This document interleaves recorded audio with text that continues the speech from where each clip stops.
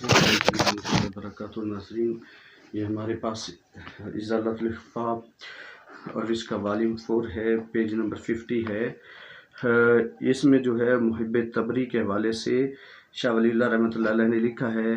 اور یہ جو لکھا ہے انہوں نے، یہ مصنف ابن ابی شیبہ میں جو ہے 35,620 نمبر پر بھی موجود ہے، اور کنز العمال میں 35,914 اور 35,923 نمبر پر بھی جو ہے یہ موجود ہے کہ عن عبداللہ ابن عامر رضی اللہ تعالیٰ عنہ، کہ حضرت عبداللہ بن عامر رضی اللہ تعالیٰ عنہ فرماتے ہیں قال رأیت عمر اخذ طبنۃ من الارض، کہ حضرت میرے فاروق رضی اللہ تعالیٰ عنہ نے زمین سے ایک تنکا اٹھایا، فقال، تو آپ نے فرمایا لیتنی کنت هذه الطبنہ، کاش میں یہ تنکا ہوتا،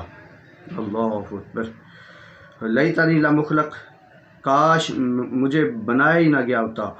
لیت امی لم تلدنی، کاش میری ماں نے مجھے جنا ہی نہ ہوتا، لیتنی لم اکن شیئا،